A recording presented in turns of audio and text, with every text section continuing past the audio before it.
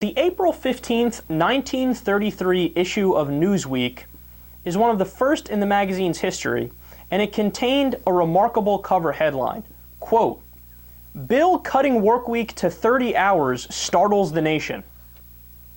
So 9 days earlier, before that cover was on the magazine, on April 6th, the Black-Connery Bill, as it was called, had passed in the United States Senate by a wide margin.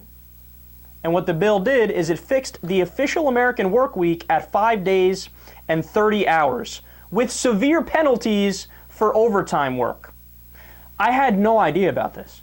Now, I'm a political science major. I learned about the history of the United States, and I probably know a little bit more than your average person does about something like that. I had no idea about this.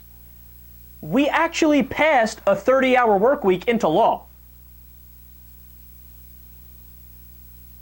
Want to see what ended up happening? Now it gets depressing.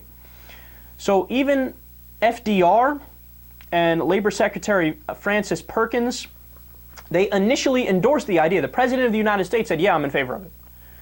But the President buckled under opposition from the National Association of Manufacturers and dropped his support for the bill, which was then defeated in the House of Representatives. And in its place, what Roosevelt ended up doing was he advocated job-creating New Deal spending, so more New Deal spending, and a 40-hour work week limit instead. Now, that passed into law on October 24th, 1938, as part of what's called the Fair Labor Standards Act. So people don't realize it. I didn't realize it, excuse me. We were this close to having officially a 30-hour work week. Now, if you thought that was surprising, a New York Times headline on July 31st, 1910. How long should a man's vacation be? President Taft says everyone should have 3 months. So this is at a time, by the way, when workers produced a tenth of what they do today, and William Howard Taft was a conservative Republican. And he argued that all workers needed 2 or 3 months of holiday time each year to improve health, family connections, and productivity. And more than 100 years later, now, Americans average 2 weeks of paid vacation, and a quarter of us get none at all. Now, let that soak in for a second, man. How depressing is that? We almost had a 30-hour work week. We had conservative Republicans saying, yeah, you need a minimum of 3 months off. We're human beings. What are you, crazy? Of course. You need time to relax and to collect yourself and to be more productive and be with family. There's more important things in life than being a spoke in the wheel of the world. That was a horrible way of phrasing it, but you get what I'm saying. A cog in the machine. There you go. That makes more sense, right? But now it's like, it's considered liberal, it's considered progressive to say, 6 weeks paid vacation by law. We had conservative Republicans calling for way more than that back in 1910. No, you know what I learned from this article, other than just being floored about history I had no idea about? This is what I learned. Usually when I talk about this issue, I always say, okay, I'm in favor of 6 weeks paid vacation by law. I think that's fair, that makes sense, that's reasonable. But then I really thought about it more after reading this. And you know what I realized? The reason why I drew the line at 6 weeks is because most people nowadays deem that to be reasonable. Like, oh yeah, 6 weeks, that's a little on the high side, but it's reasonable, right? Yeah, but the only reason I came to that number is because I'm thinking within the confines of the way we work today, which is way too much, right?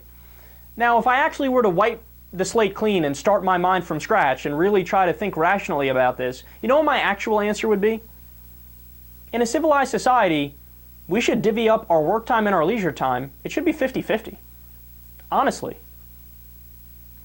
If you ask me to start from scratch, create a society from scratch, I'd say, okay, so you work 50% of the time because you have to be a member of society and do your part and contribute and be more than just about yourself and not be selfish. But you also should have time for leisure time and to be yourself and to be happy.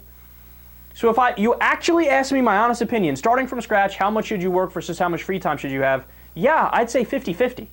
And it sounds like it's from Mars, but is that really that radical if you're thinking about it?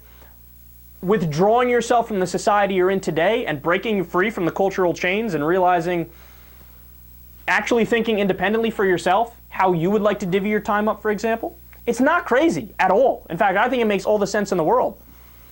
So yeah, you know what this article made me think? I'm done. I'm not going to only say I'm in favor of 6 weeks paid vacation now, because that's not actually what I'm in favor of. I'm in favor of you should get half of the year off for leisure time to relax, and the job that you do for the other half of the year should be enough to pay the bills.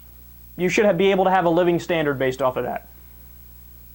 Now, this makes me like a crazy liberal, leftist, progressive, socialist, Maoist, communist in the world today, is particularly in America. You can label me whatever the fuck you want to label me. I think that makes sense.